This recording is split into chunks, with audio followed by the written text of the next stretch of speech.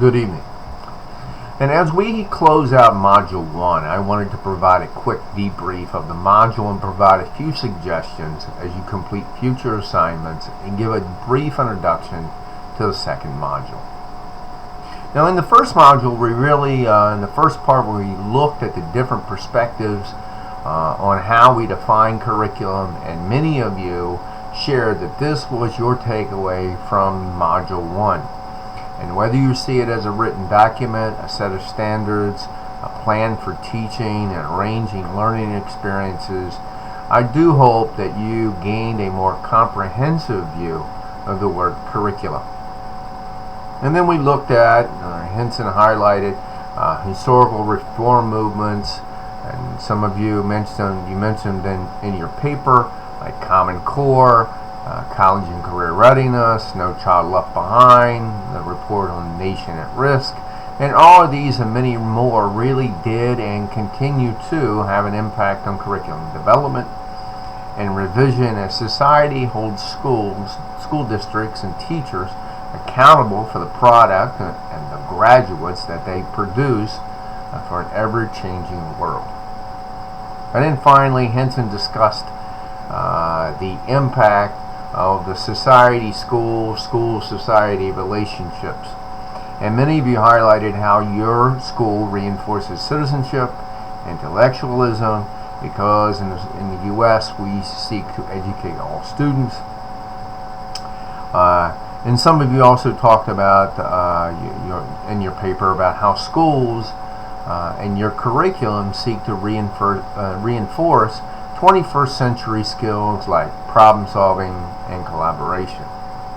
And also, many of you shared how parents impact students and how the ESOL or language barriers impact instruction and parent participation.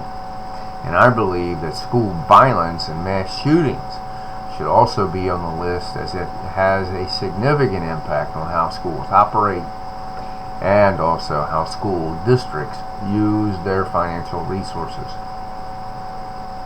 And then, as we move into the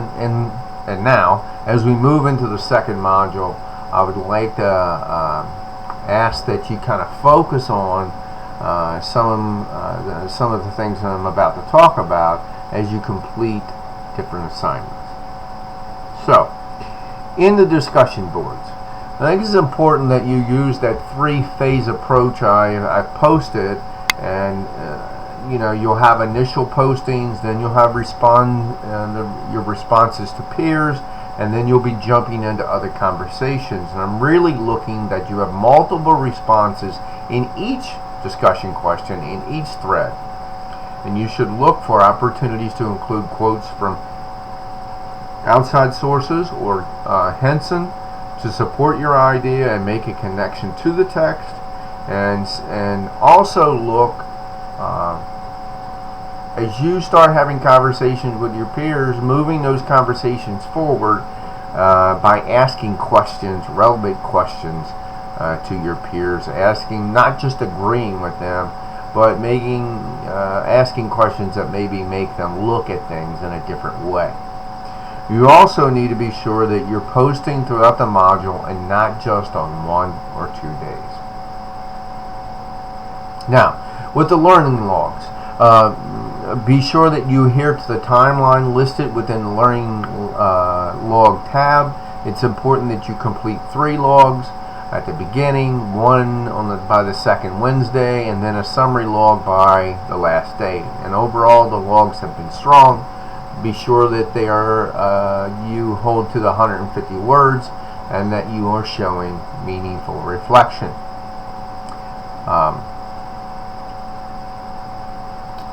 And then, in terms of the paper, you do not, first let me say this, you do not need to include an abstract moving forward. You need to be sure that you are addressing each essential question within each section. Don't skip questions. And you need to incorporate sources, and including Henson, to show an in-depth response. You can't just make random statements and not support them by sources. You need to make a direct connection to the curriculum you're reviewing. And if you are interviewing someone, you do not need to cite the interview within the reference list. And be sure to review Al Purdue on how to format your paper with the running head. Check how to do in-text citations in APA formatting. I'd also say to you, when you're looking at those websites and you say they don't have a date, oftentimes the date of the website is at the bottom of the page. And oftentimes those websites are organized or written by a larger organization like Maryland Department of Education. While it might have a different title, but it's really owned by and written by the Maryland Department of Education. And then, the headings of your paper need to follow the structure of the assignment. Do not add additional headings. And when you start in different sections, it's good to have a brief lead-in or an introduction to the section, as it helps with the flow of the paper. And now, as we move into the Module 2, you are really going to be looking into in-depth into your selected curriculum. You'll be exploring its overall structure and design. You'll look at an array of models and look for elements that you see in your curriculum. Now, you'll need to identify elements from 4 models that are evident in your curriculum. Now, this may require you to make some inferences regarding your curriculum. You do not need to include every element of every model you select, so be selective in the elements you choose. And then you're going to look at design elements. And you'll select 4. You're going to look at 4 design elements. You have to look at least 4 that apply, and you'll include the strengths and the weaknesses. There'll be one on problem solving. There'll be one called the Trump Plan. So there'll be an array of them, and you're going to look at those design elements, and you're going to say which ones apply. And then you're going to include the strengths and the weaknesses. And then I've included PowerPoints that I think will allow you to understand those designs after you read about them in the text. But it's important to include in your paper about the strengths and weaknesses. And then you will look at 4 design qualities of your curriculum. You're going to look at the scope, the sequence, the continuity, and the balance. And you'll make observations and judgments about those elements, strengths and weaknesses related to those 4 design qualities. And you'll need to explore the larger curriculum and not just look at one unit to answer the questions in this section.